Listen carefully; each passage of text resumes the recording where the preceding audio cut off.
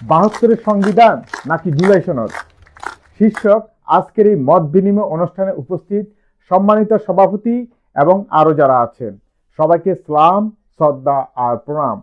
প্রিয় দেশবাসী, আজ আমাদের সামনে একটি গুরুত্বপূর্ণ প্রশ্ন দাঁড়িয়ে আছে।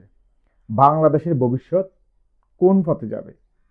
একদিকে আমাদের গর্ব, আমাদের ইতিহাস, আমাদের আত্মপরিচয় 1972 সালের সংবিধান, অন্যদিকে পরিবর্তনের দাবি, সংস্কারের আহ্বান 2024 সালের জুলাই সনদ।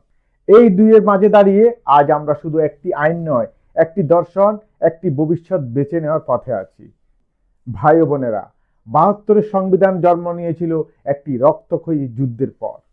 এটি শুধু একটি আইনের বই নয়, এটি আমাদের স্বাধীনতার দলিল, এটি একটি জাতির আত্মত্যাগের প্রতিচ্ছবি। এই সংবিধান আমাদের দিয়েছে জাতীয়তাবাদ, সমাজতন্ত্র, গণতন্ত্র, ধর্মনিরপেক্ষতা, একটি রাষ্ট্র গঠনের শক্ত ভিত্তি। কিন্তু সময় থেমে থাকে না। আজকের বাংলাদেশ আর 72 সালের বাংলাদেশ এক নয়। পরিবর্তিত বাস্তবতা, নতুন চ্যালেঞ্জ, নতুন প্রজন্ম, সবকিছু আমাদের সামনে নতুন প্রশ্ন তুলে ধরেছে। আর সেই প্রশ্নের উত্তর খুঁজতে এসেছে জুলাই সনদ। এই সনদ বলছে ক্ষমতার ভারসাম্য দরকার, জবাবদিহিতা দরকার। একজন মানুষ বা একটি প্রতিষ্ঠানের হাতে অতিরিক্ত ক্ষমতা থাকা উচিত নয়।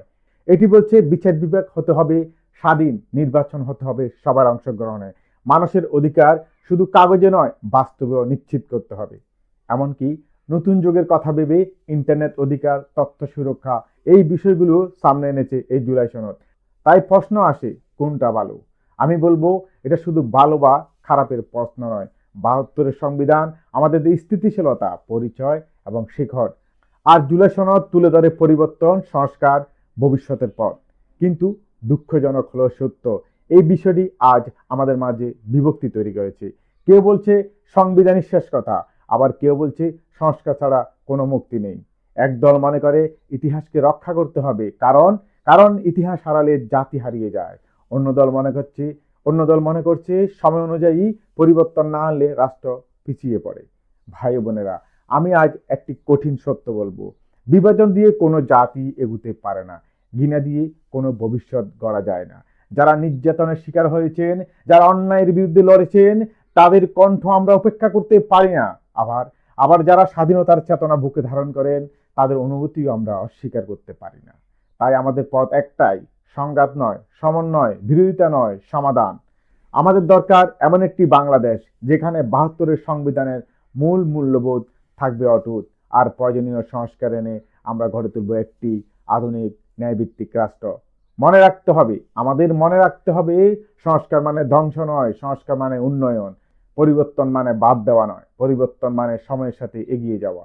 আজ স্বাধীনতা 54 বছর পর আমাদের সবচেয়ে বড় প্রয়োজন ঐক্য।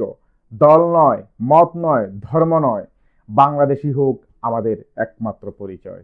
চলুন আমরা প্রতিজ্ঞা করি, সব ভেদাভেদ ভুলে একটি শক্তিশালী, ন্যায়ভিত্তিক, মানবিক বাংলাদেশ গড়ব আমরা, যেখানে থাকবে না স্বৈরাচার, থাকবে না অন্যায়, থাকবে শুধু মানুষের অধিকার আর মর্যাদা, মানুষের প্রতি মানুষের আন্তরিক ভালোবাসা এবং ভ্রাতৃত্ববোধ। মহান আল্লাহ আমাদের সকলকে সঠিক পথ দেখান। বাংলাদেশ এগিয়ে যাক উন্নতির চরম শিখরে। সকলের শুভবুদ্ধি উদয় হোক, মঙ্গল হোক সবার। এই বলে 72-এর সংবিধান নাকি জুলাই সনদ শীর্ষক আজকের এই মত বিনিময় অনুষ্ঠানে আমার মতামত আমি এখানেই শেষ করলাম। সবাইকে আবারও সালাম, শ্রদ্ধা আর প্রণাম জানিয়ে আল্লাহ হাফেজ।